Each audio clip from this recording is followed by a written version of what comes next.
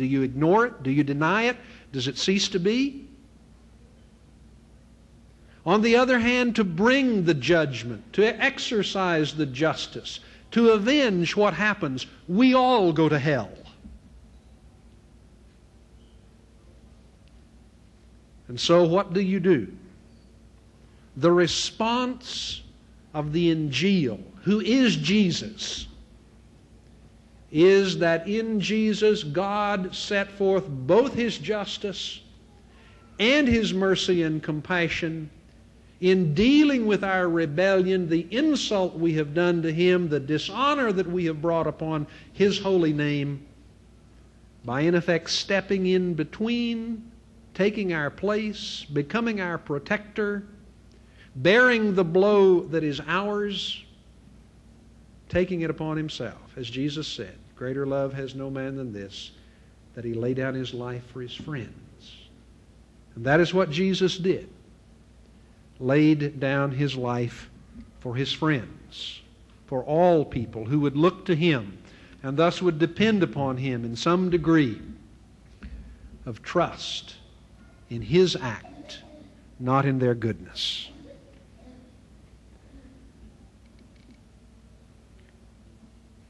Let me then make these last few comments as my time is going. 5 minutes? 5 minutes, okay.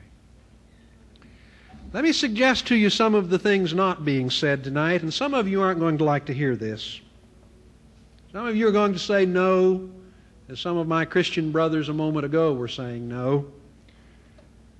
But I urge you to check your history, to check your scholars, to reach out and delve into the wide-ranging diversity within Islam and come to some answers. Let me suggest some things not being said tonight. Is the Bible reliable? No, it has variations in spelling. Is the Bible reliable? No, there are differences in interpretation.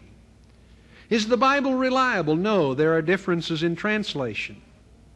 Is the Bible reliable? No, because sometimes you find the first verses of John 8 and the last verses of Mark 16, and sometimes you don't. Is the Bible reliable? No, because some of the stories in it sound rather like stories that you might find in pagan sources. Is the Bible reliable? No, because there are a number of scholars. Dr. Dedot can pull their quotations from his briefcase, from the Encyclopedia Biblica and others, that would say the whole business of the crucifixion and the resurrection is a hoax. I would submit to you tonight that he doesn't want to do that. Because you see, those scholars do not believe in God. They do not believe in the supernatural. And the criticisms that they level against the Bible, whether it be the crucifixion, the resurrection, or whatever else, they would level against the Quran, because they do not believe the Quran is from God. So I would hate to quote a man who doesn't believe the Quran to somehow prove that you shouldn't believe the Bible. You can't have it both ways. Ask about the presuppositions of those who are cited and whom you quote. But back to what I was saying. If someone wants to say, well, there are problems with the text of the Bible because there are variations in spelling. There are variations in spelling in places in the Quran. Does that prove it is not from God? Well, you would say, no, that doesn't prove it's not from God. But then if it doesn't prove that there, why does it prove it over here? Different interpretations. Oh, there are different interpretations of the Quran. Different versions. Well, there are different versions of the Quran, different translations. Missing verses, but the Quran has abrogations in it, does it not? Shaking your head, no. I read Muslim scholars who say there may be 250 verses that have been abrogated. So you disagree with your own scholars. Quran has materials from pagan sources? Well, maybe. Quran is not to be subjected to higher criticism. Well, we can understand that. The point simply is that if you are unwilling to entertain the possibility of considering these things with the Quran, you have no right to point to these things as regards the Bible. Still 5 minutes. Okay. Good. So, what does all this prove? Well, it simply says this. Reason and logic says that these things don't prove anything one way or the other. I mean, variations in the spelling within the Greek text of the Bible, what does it prove? Nothing more than variations in spellings in the Quran. Differences in translations into English or Indonesian or French, what does it prove? Nothing. Nothing about the Quran, nothing about the Bible, just that translators have a problem. The question of whether all of the verses are there or not. Well, in the Quran, we have a problem. We have a problem in that whatever variants existed were collected and destroyed. And your traditions record that. If only you will read your traditions. Now, in the Bible, in the bottom of the text of the Greek New Testament, all the variants are set out, and they are many. But how can you determine what is authentic if you don't have these things to look at? If there's nothing to check against, and yet the traditions record that there were differences, we're left somehow in a quandary. What I'm arguing for here, I hope you understand, is not an attack on the Quran. It's simply a case of saying, as we say in English, what's sauce for the goose is sauce for the gander.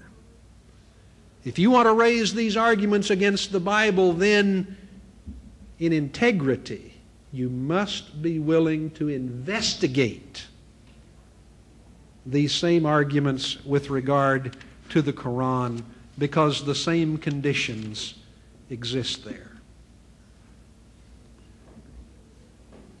From a Christian perspective, from the perspective of the Holy Book, the crucifixion of Jesus is not F-I-C-T-I-O-N, it is F-A-C-T. Jesus was crucified, He was killed, He died, He was buried, and 3 days later, He was raised from the dead. Either this is true on the basis of what the Holy Book says, or as Dr. D. has said, the whole thing is a fiction. And if it is a fiction,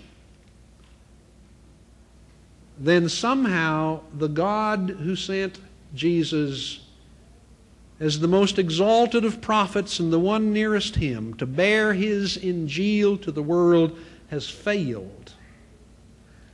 Failed for many centuries. Failed for at least 600 years. You may say, not failed ultimately, because maybe there it came back in the Quran and through Muhammad. But there's 600 years of failure. Now, I'm not quite sure what to make of a God who has 600 years of failure on His record. And yet somehow that is a part of the issue that we are having to deal with. I'll stop at that point. Mr. Ahmed Didat for 10 minutes. Mr. Chairman and brethren, Dr. Douglas has pulled so many red herrings before me, I don't know which one to follow. You see, he has brought up things absolutely irrelevant to the debate. The authenticity of the scriptures, which was not in question tonight. I had a debate on that subject with Brother Jimmy Swaggart, 1 or 2 hour session, debate and questions and answers. Now he's pulling that red herring before me. Do I pursue that? About the variation of the Quran, shall I pursue that? Or